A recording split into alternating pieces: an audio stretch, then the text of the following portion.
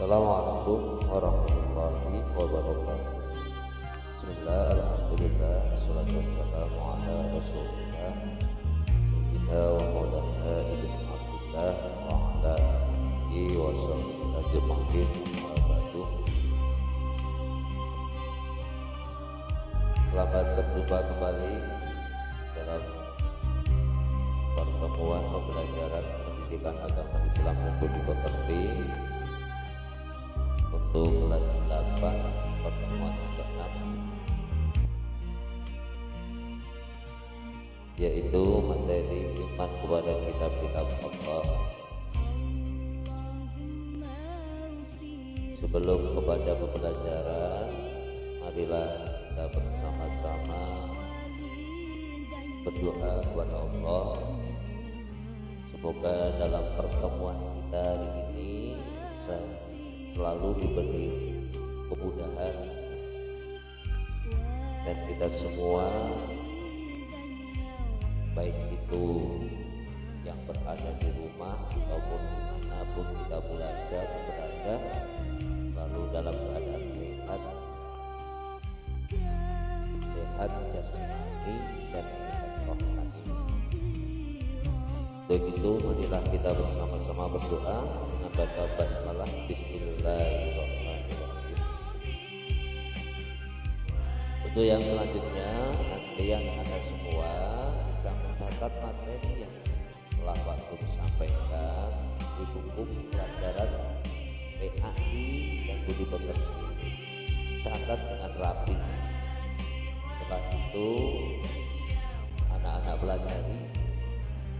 Tentunya setelah pertemuan ini Pak Guru juga akan memberikan tugas untuk kalian yang bisa dilaksanakan, dapat difoto dan tugasnya dan dikirimkan langsung melalui WhatsApp Pak Guru. Dalam pertemuan ini Pak Guru akan menyampaikan materi dari pertemuan yang kemarin.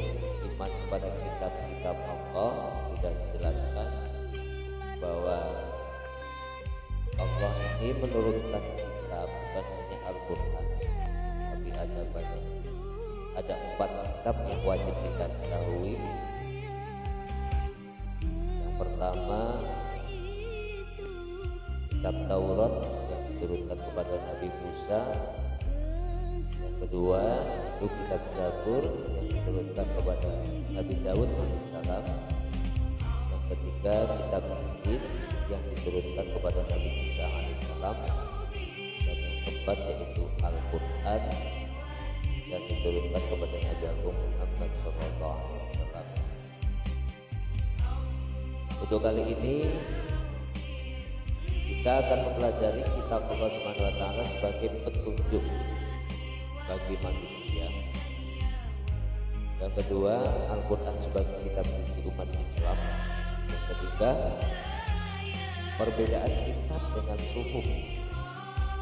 Untuk yang keempat, hikmah beriman kepada kitab-kitab Allah. Bersama Bapak Khairul Amin selaku guru pendidikan agama Islam dan budi pekerti SMP Negeri Jakarta. Tujuan pembelajaran yang harus kalian ketahui bahwa nanti berharap siswa-siswi dapat menunjukkan dari nakli bukti kemurnian Al-Quran dengan benar.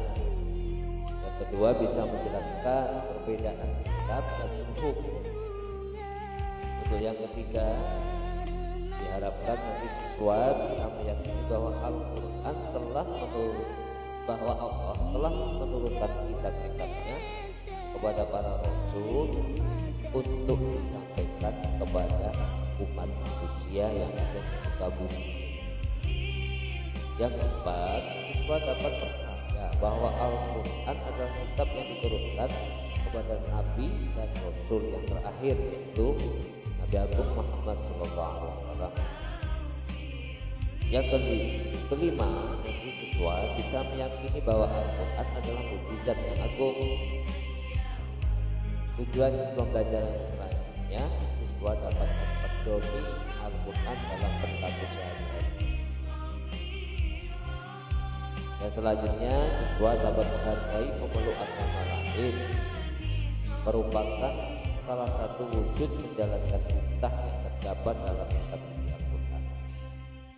Dan selanjutnya berbuat baik kepada orang lain tanpa melihat agama yang dianutnya. Dan selanjutnya siswa dapat menghindari perilaku yang tercela terhadap penganut agama lain yang berkaitan dengan keyakinan yang dianutnya. Yang terakhir, siswa dapat mengamalkan perintah-perintah yang terdapat dalam Al-Quran.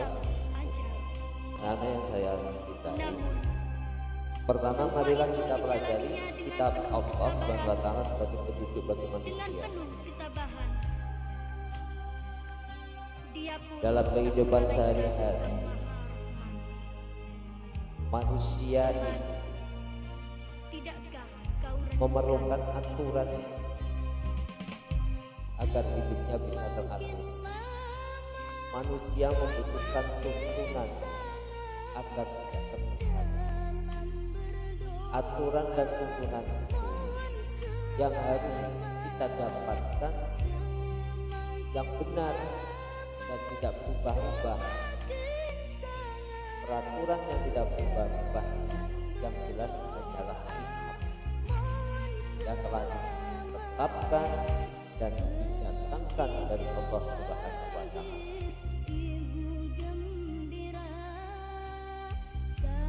Sedangkan kitab-kitab sekarangan ini pasti banyak kekurangan, banyak kelembapan, kelemahannya dan perubahan. Untuk itu kitab-kitab yang diturunkan Allah Subhanahu wa Ta'ala kepada manusia melalui para utusannya dimaksudkan agar dijadikan petunjuk bagi manusia di muka bumi.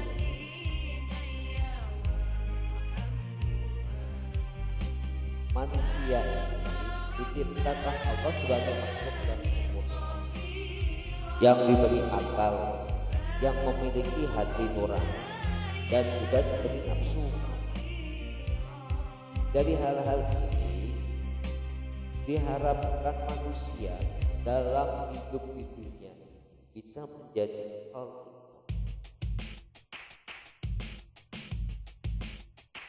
di muka bumi.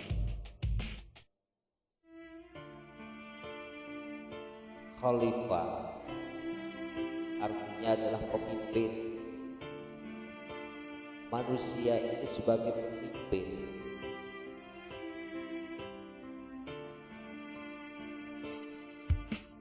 yang ada di muka bumi sesuai dengan tujuan manusia yang diberikan petunjuk dan pedoman dalam menjalani kehidupan.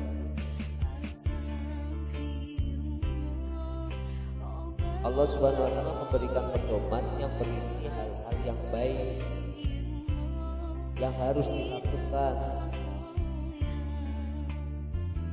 dan Allah juga memberikan petunjuk tentang pedoman-pedoman hal-hal yang jelek, hal-hal yang buruk, hal-hal yang tercela yang harus kita tinggalkan. Pedoman dan aturan ini yang diberikan Allah kepada manusia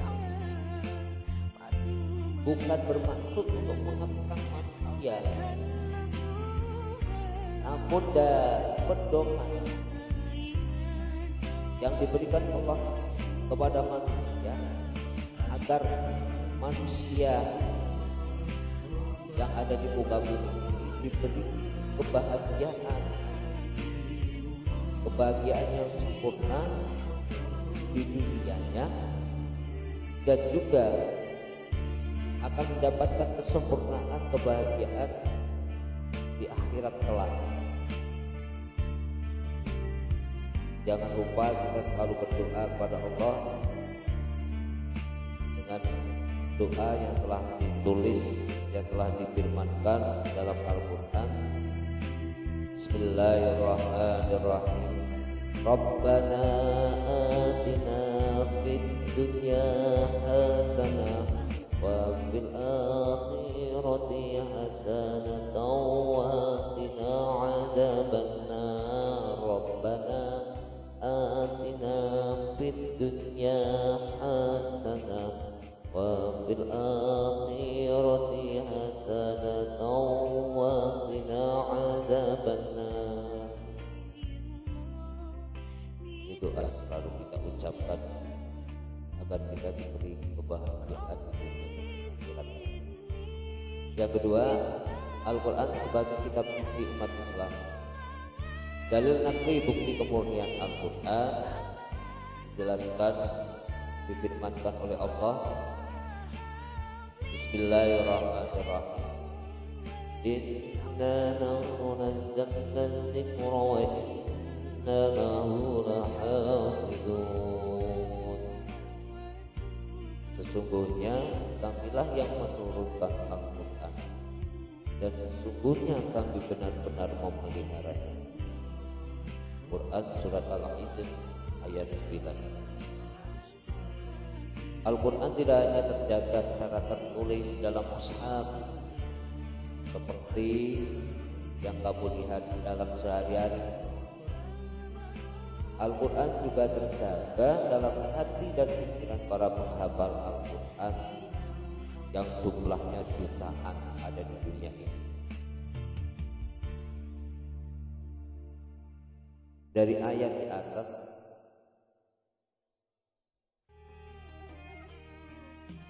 ditegaskan bahwa Al-Quran itu diturunkan dari Allah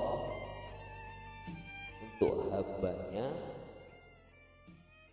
Muhammad sallallahu alaihi wasallam.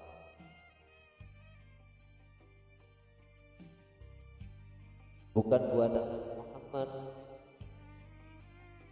seperti yang pernah dituduhkan oleh kafir Quraisy pada waktu itu, bahwa menurut orang-orang kafir Quraisy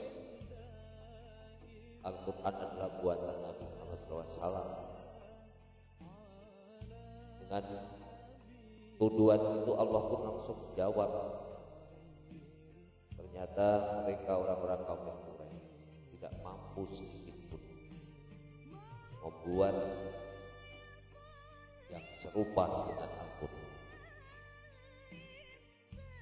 Ini bukti bahwa Allah yang menjaga kemurnian Al-Quran sudah tidak diragukan lagi. Tidak ada manusia sedikit pun yang mampu merubah walaupun satu kata. Al-Quran merupakan kitab suci dari Allah Subhanahu wa Ta'ala yang terjamin kemurniannya. Dalam sejarah tercatat bahwa Al-Quran tidak diturunkan sekaligus kepada Rasulullah SAW. Seluruh ayat-ayat Al-Quran diturunkan secara bertahap, sedikit demi sedikit, dan itu pun berangsur-angsur dalam waktu yang lama, yaitu 22 tahun, 2 bulan, 22 hari, atau bisa kita hitung 23 tahun. Jumlah surat dalam Al-Quran itu ada 114 surat. Ditinjau dari masa turunnya, surat yang diturunkan sebelum Rasulullah SAW hijrah ke Madinah biasanya dinamakan surat Makkiyah, yaitu surat-surat Al-Quran yang diturunkan pada saat Nabi Muhammad SAW berada di Mekah.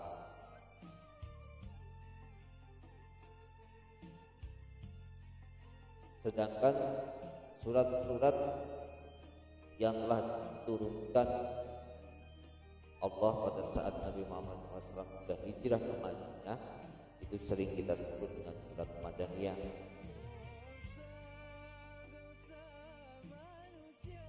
Tandanya bisa kita ketahui bahwa surat yang ayatnya pendek ini adalah surat yang diturunkan sewaktu Nabi Muhammad SAW berada di Mekah. Sedangkan yang ayatnya panjang ini yang diturunkan oleh Allah sewaktu Nabi Muhammad SAW sudah hijrah ke Madinah.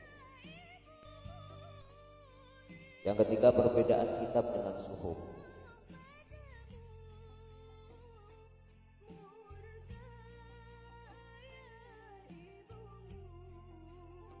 Wahyu-wahyu Allah yang Allah Subhanahu wa taala yang diterima oleh para rasul, dalam perkembangannya ada yang dibukukan yang berbentuk kitab dan ada yang dibukukan atau berbentuk suhuf atau lembaran-lembaran terpisah. Suhuf atau lembaran-lembaran terpisah.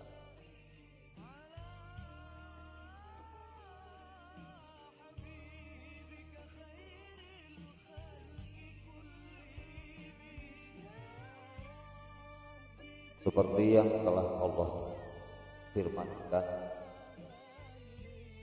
dalam surat Al-A'raf ayat 18 sampai 19. Bismillahirrahmanirrahim. Inna hadza lafis suhufil ula suhufi Ibrahim wa Musa. Sesungguhnya ini terdapat dalam kitab-kitab yang dahulu, yaitu kitab-kitab Ibrahim dan kitab-kitab Musa. Nabi dan Rasul yang menerima suhuf dari Allah itu yang pertama adalah Nabi Ibrahim alaihissalam, yaitu mendapatkan 10 suhuf, dan Nabi Musa alaihissalam mendapatkan 10.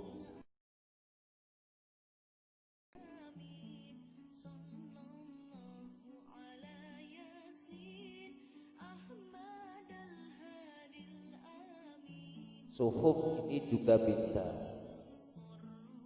bahasa lain yaitu sahifah.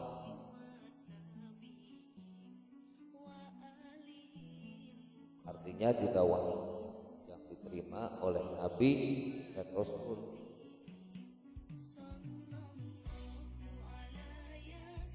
Sedangkan kumpulan-kumpulan suhuf inilah yang dinamakan kitab, bentuknya lebih besar.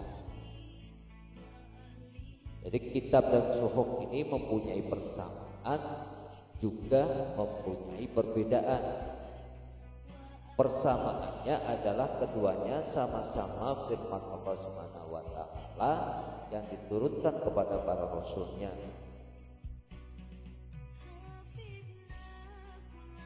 Sedangkan perbedaannya, kalau kitab ini isinya lebih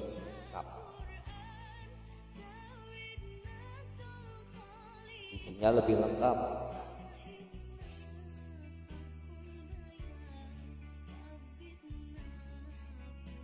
daripada suhuf. Hukum atau dasar yang ada pada suhuf itu hanya berisi pokok-pokok saja. Dari bentuknya kitab ini sudah dibukukan, sedangkan suhuf masih berbentuk lembaran-lembaran yang terpisah.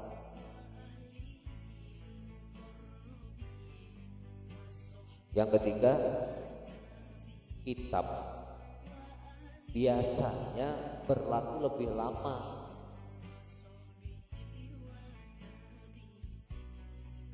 sedangkan suhuf ini berlaku hanya sesaat untuk menjawab persoalan-persoalan yang dihadapi pada saat itu saja.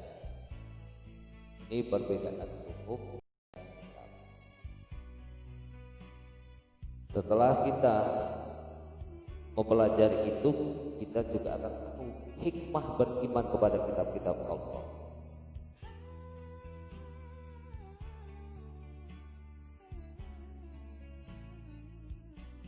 Yang pertama,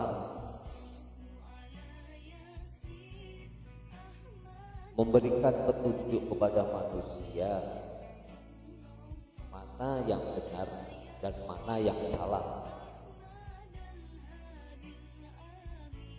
Yang kedua, manusia akan memiliki pedoman agar manusia tidak berselisih dalam menentukan kebenaran.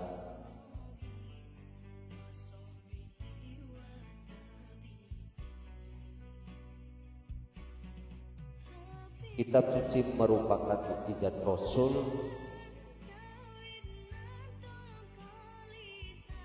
yang benar, terbukti sebagai petunjuk yang harus kita ikuti.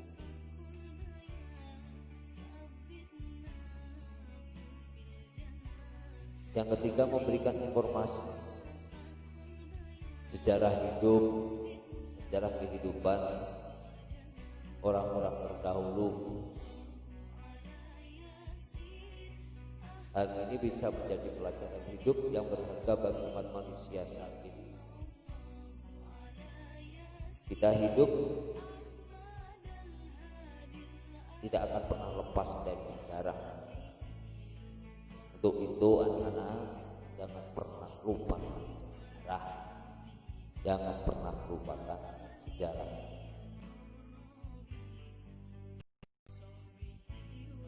Yang keempat, manusia dapat mengetahui betapa besarnya perhatian dan kasih sayang Allah Subhanahu wa taala kepada para hambanya, kepada makhluknya.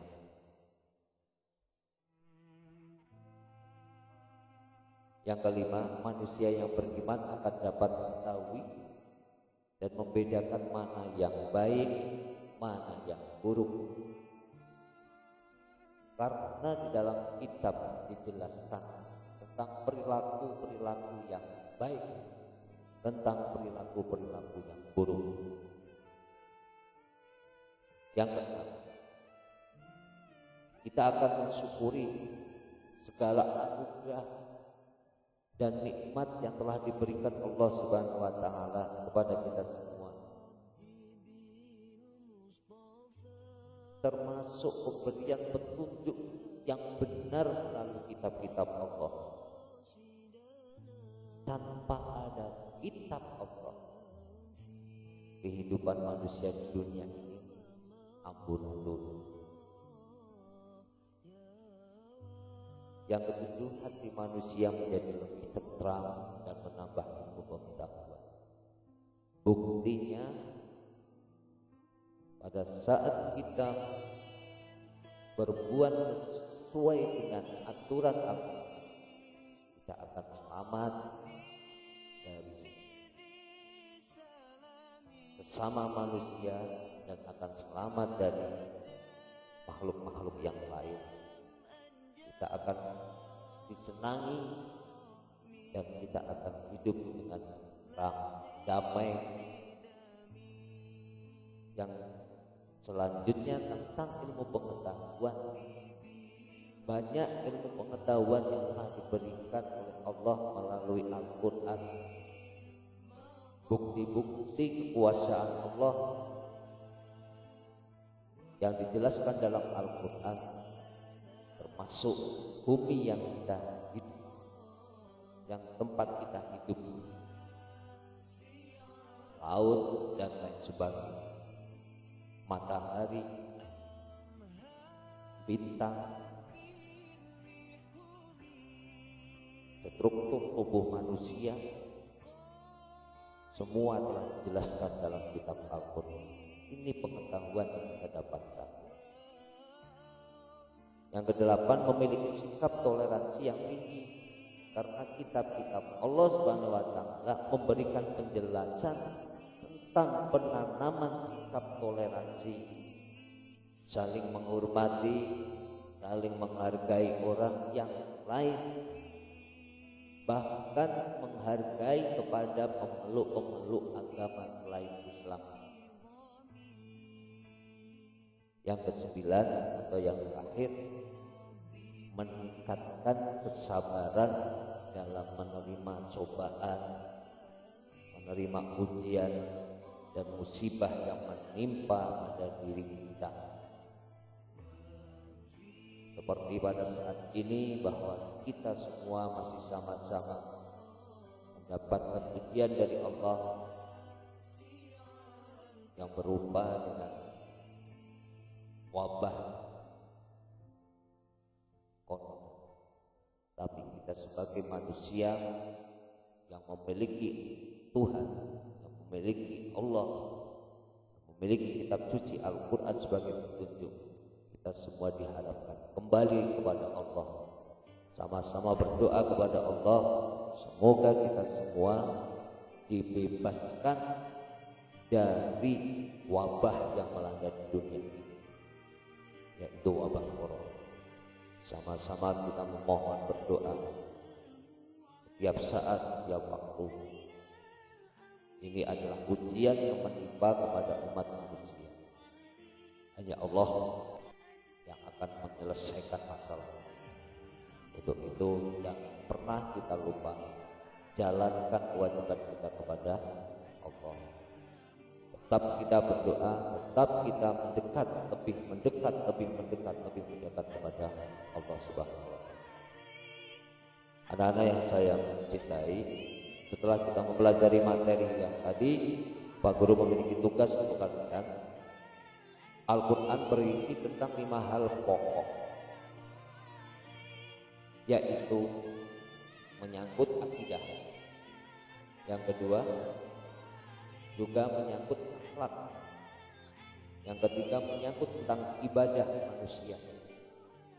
Yang keempat menyangkut tentang amalah kehidupan. Dan yang kelima tentang tarikh.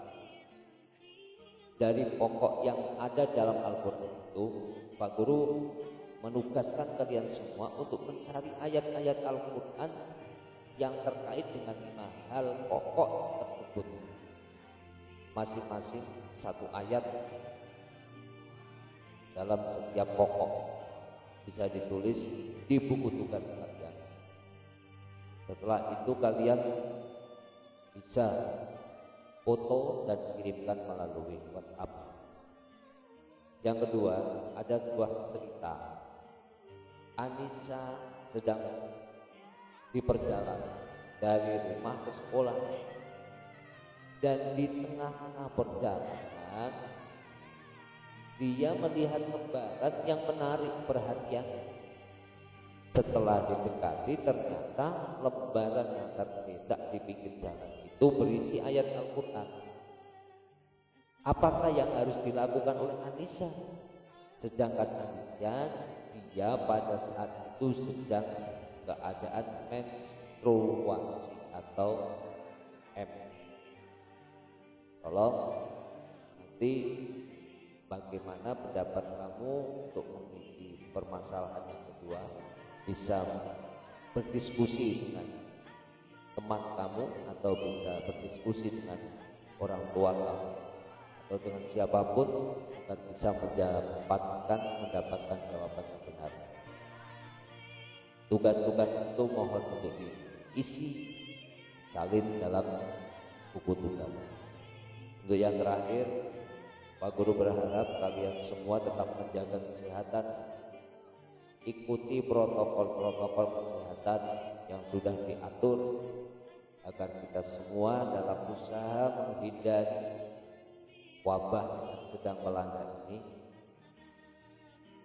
kita benar-benar bisa terselamatkan dari wabah yang sedang ada di dunia ini. Yang ketiga, jangan pernah ragu untuk menanyakan kembali materi apabila ada yang belum paham.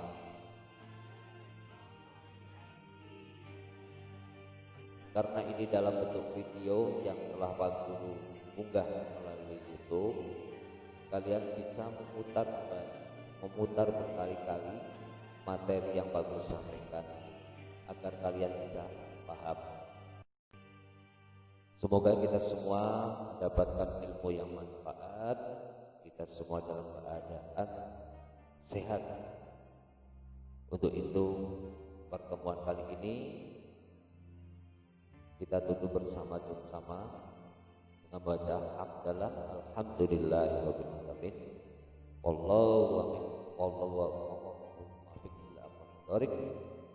Wassalamualaikum warahmatullahi wabarakatuh.